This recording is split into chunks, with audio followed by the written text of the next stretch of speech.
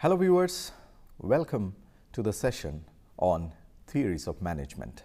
In this session, we are going to study the topic management as a system.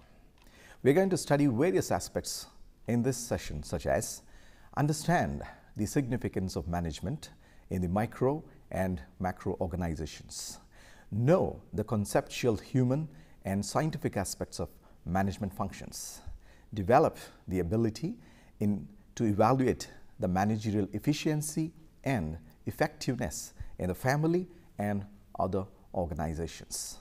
Systems theory is one of the most prominent theories in management today. In the 1960s, an approach to management appeared which tried to unify the prior schools of thought. This approach is commonly known as systems approach. Systems theory treats a family or an organization as a system. Ludwig van Bethelenfie is recognized as the founder of general systems theory. Families and households play a significant role as primary units in our complex society. The family depends on various external systems and vice versa. External systems are all of the functioning units outside the family, and these are part of their environment which interact directly with the family or affect indirectly.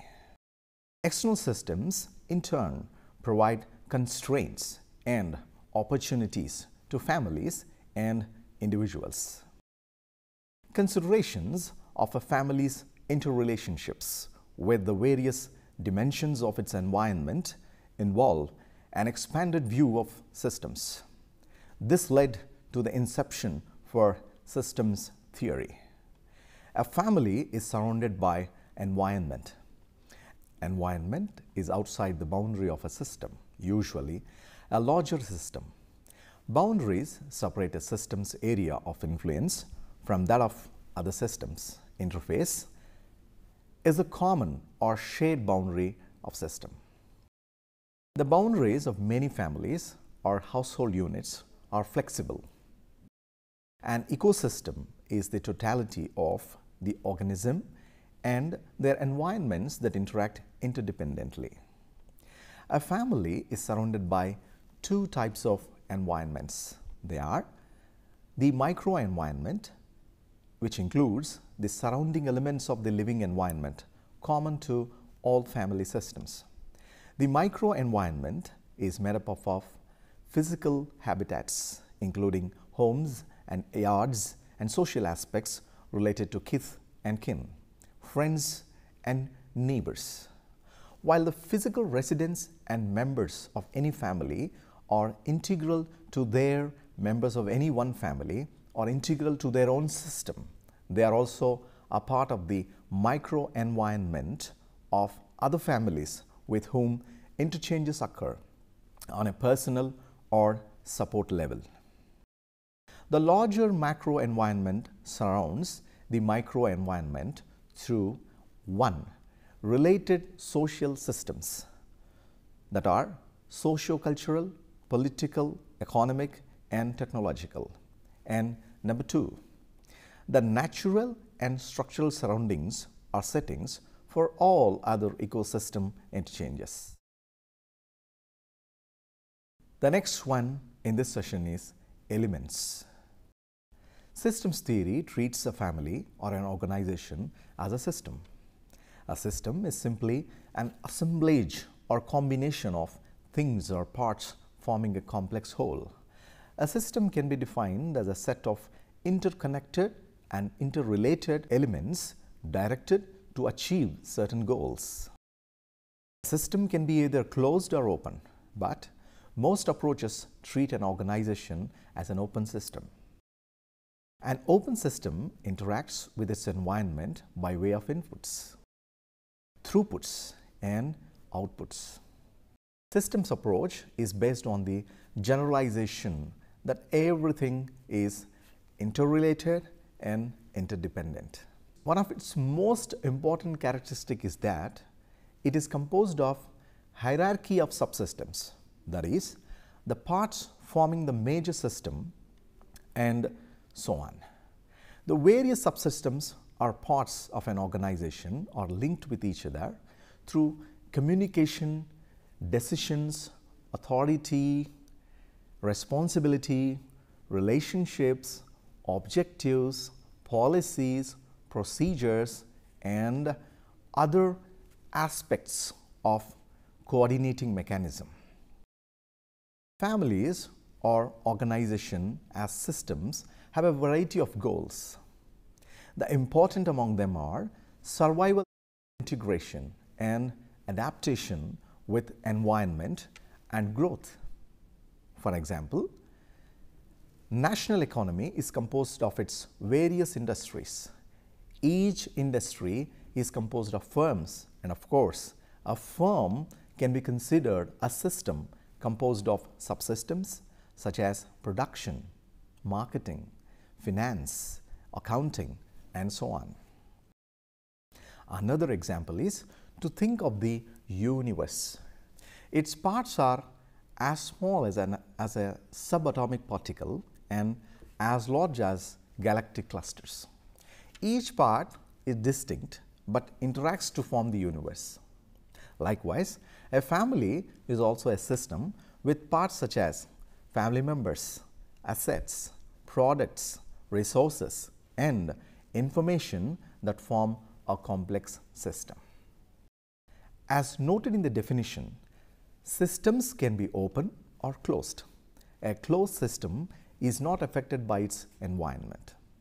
For example, a block of iron ore is not substantially affected by its environment. An open system is a system that is affected by its environment. A simple example is a living organism, such as an animal. Most theorists treat an organization as an open system. An open system consists of three essential elements. An organization receives resources such as equipment, natural resources, and the work of employees referred to as inputs. The inputs are transformed, called throughputs, and then yield products of services called outputs. Outputs are released into the environment. Feedback loops are also an important feature of open systems. They provide information to the organization by connecting the outputs to the inputs. A negative feedback loop indicates a problem that should be corrected. For example, the failure of product design indicated by the need to recall the product. Now, let us see a positive feedback loop. A positive feedback loop can identify outputs that have worked well. For example, a successful marketing campaign that yields high sales. Thus, feedback loops are a means of confirming success or signaling that corrections in the system need to be made. In the systems approach, attention is paid towards the overall effectiveness of the system rather than the effectiveness of the subsystems. The interdependence of the subsystems is taken into account. The idea of systems can be applied at an organizational level. In applying system concepts, organizations are taken into account, and not only the objectives and performances of different departments. The systems approach is considered both general and specialized systems. The general systems approach to management is mainly concerned with formal organizations, and the concepts are related to the technique of sociology, psychology, and philosophy. The specific management system includes the analysis of organizational structure, information, planning and control mechanism, and job design, etc. Systems theory is useful to management because it aims at achieving the objectives and it views organization as an open system.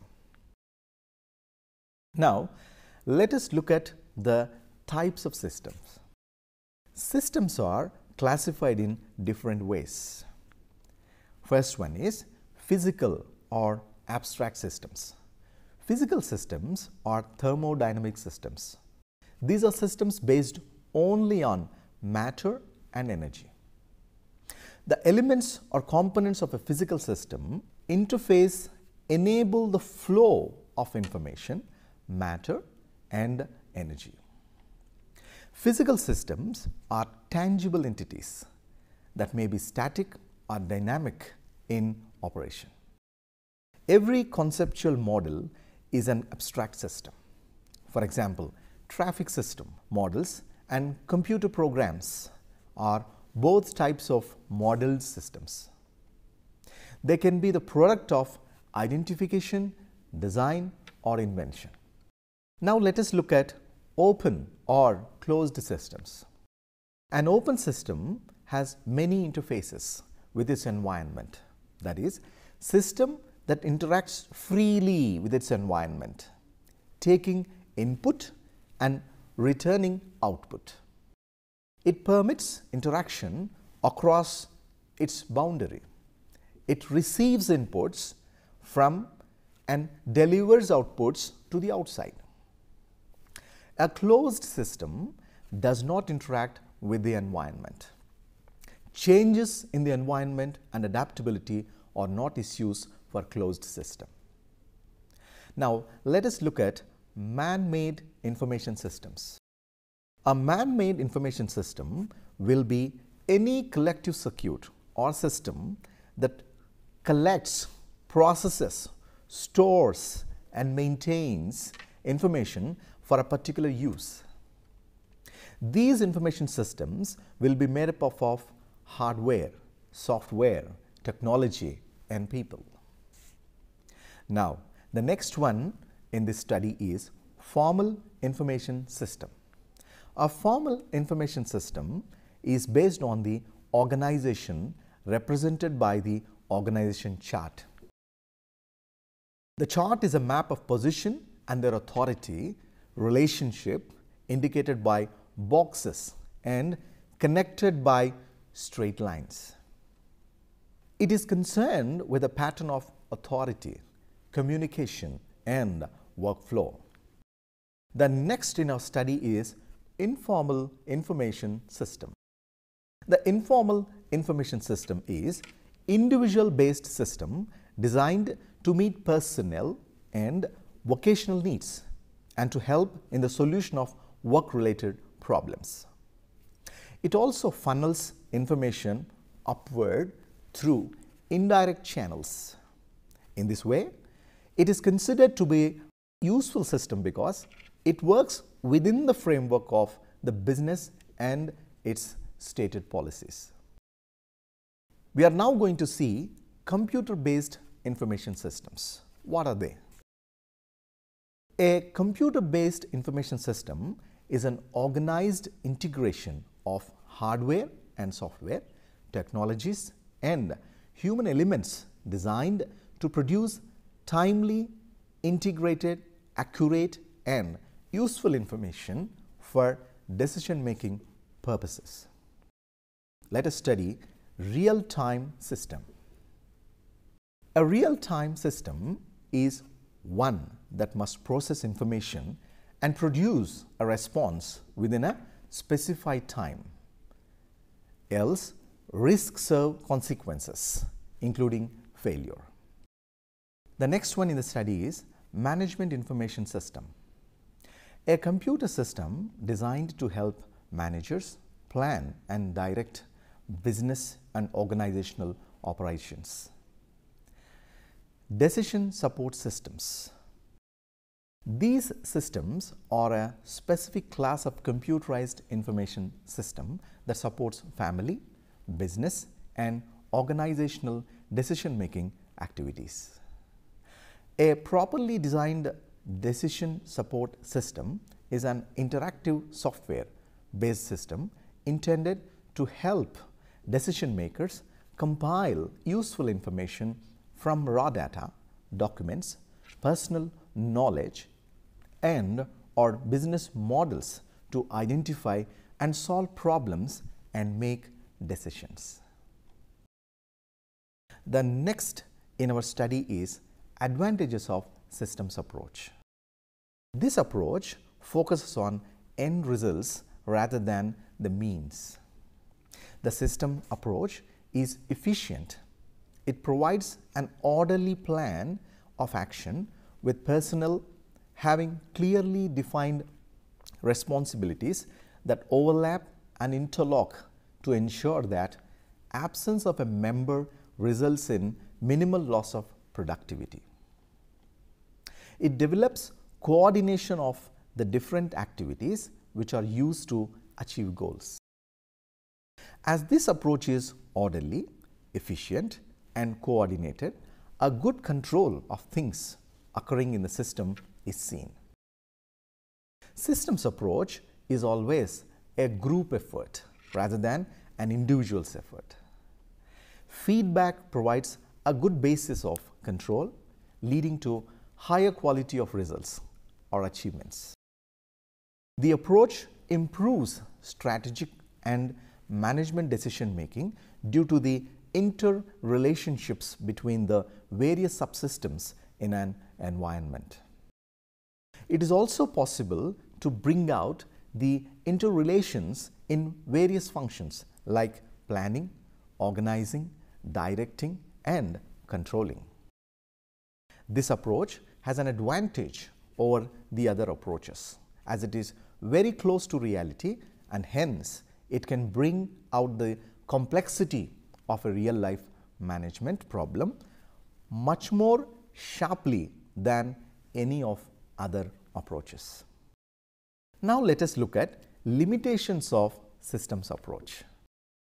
A systems approach does not adequately specify the interdependence and nature of interaction between a family or an organization and its environment. The system tends to be rigid and will react slowly in open systems that interact with external forces. It is generally suitable for the manufacturing industry but not the service industry, which often has to adapt to the external environment. It does not offer proper assistance for practicing managers who will use different tools and techniques, which means this system works better with a person's experience in managing things. But this approach is also called abstract, unclear, and lacks universality in it. It cannot be easily applied to large and complex organizations. The approach recognizes the input of environment but may not practically relate it to management concepts and techniques all the time. Now, in the conclusion, the systems approach is very important in general management analysis. The concept of wholeness is very important in general system analysis. The system approach to management is based on general system theory, the theory that says that to understand fully the operation of an entity, the entity must be viewed as a system. This requires understanding the interdependence of its parts. Many managers fail to see the lake for the fish. This is not a problem. The trick is to see both the lake and fish. Systems thinking is a methodology for doing both simultaneously. It is more than a methodology. It is like learning a new language and takes nearly as long as learning a foreign language to achieve maturity. The human mind is notoriously poor at predicting the performance characteristics of multi-variable systems. In such cases, systems thinking can help. Thinking in a systems view can make the life of a person or a manager easy. It can make the tasks easier for a person or a manager. It also decreases the contingencies, the exigencies and losses, as all the aspects in the internal and external surroundings are taken into consideration. Hence, therefore, systems can be used universally to solve the management problems. Hope you have enjoyed the session on management theory, in which we studied the subject management as a system. Thank you all.